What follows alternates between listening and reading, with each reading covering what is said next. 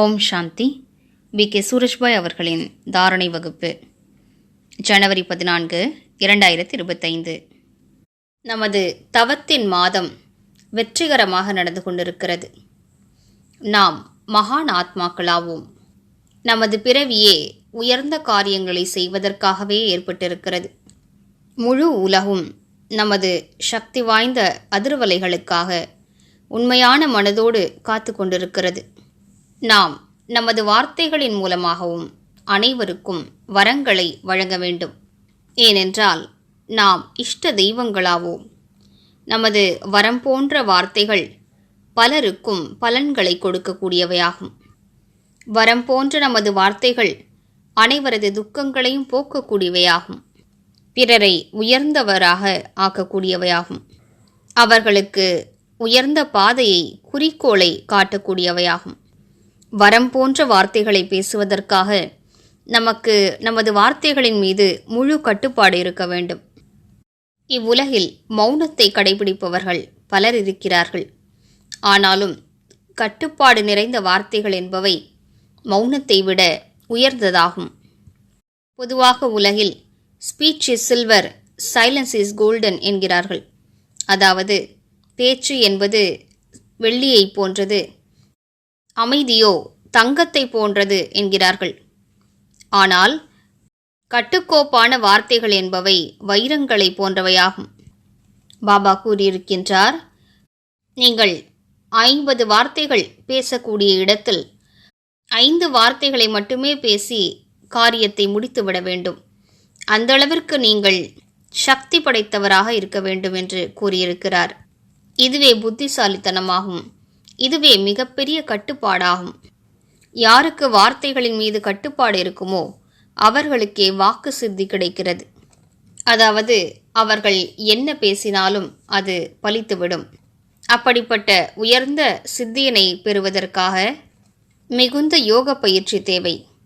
ஏனென்றால் யோக பயிற்சியின் ரசனை எப்போது ஆத்மாவிற்கு கிடைக்கப் பெறுகிறதோ அப்போது பேச வேண்டும் என்று தோன்றுவதே இல்லை. நாம் நிரந்தரமாக யோக நிலையில் நிலைத்திருப்போமானால் நமது வார்த்தைகள் கூட குறைந்து போய்விடும். நாம் உரத்த குரலில் பேசவே மாட்டோம். எனவே வாருங்கள், இன்று கவனம் செலுத்துவோம். நான் வார்த்தைகளை கட்டுப்பாடாக வைத்துக்கொள்ள வேண்டும். மேலும் யோகத்தில் நிலைத்திருந்து முழு உலகிற்கும் சக்தி வாய்ந்த அதிர்வலைகளை பரவச் செய்ய வேண்டும். அதிகாலையில் எழுந்து சூக்ஷ்ம உலகிற்கு சென்று பாபாவிடம் விசேஷமான வரங்களை பெற்றுக்கொள்ள வேண்டும். எத்தனை அழகான காலகட்டம் நடந்து கொண்டிருக்கிறது. இந்த வரங்கள் ஒரு முறைதான் கிடைக்கப் பெறுகின்றன. பக்தி மார்க்கத்தில் இப்படிப்பட்ட வரங்களை பெறுவதற்காகத்தான் மிகுந்த தவம், சாதனைகள் ஆகியவற்றை நாம் செய்து வந்திருக்கிறோம். ஆனால் இப்போதோ இவை நமக்கு உரிமையாகிவிட்டன. பாபாவிடமிருந்து இந்த உரிமையினை பெற்றுக்கொள்வோம். ஏனென்றால் வரங்களை பெறுவதனால் நாம் உலகிற்கு மிகுந்த நன்மை செய்ய முடியும். எனவே நேரத்தை முழுவதுமாக பயன்படுத்துவோம். விலை மதிக்க முடியாத இந்த நேரம் வீணான விஷயங்களில் கழியக்கூடாது.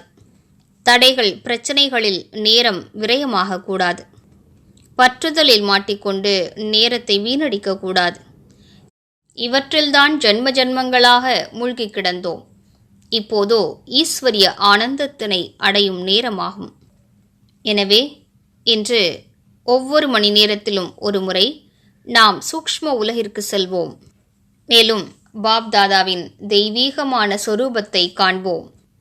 இப்போதே பாருங்கள், சூக்ஷ்ம உலகில் பாப் தாதா இருக்கின்றார்.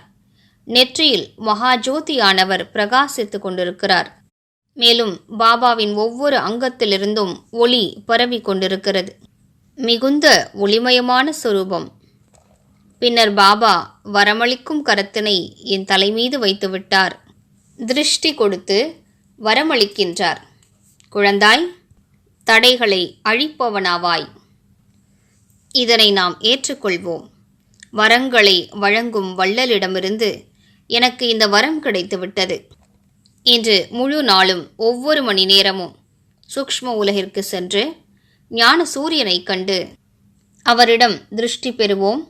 மேலும் முழு உலகிற்கும் திருஷ்டி கொடுப்போம். ஓம் சாந்தி.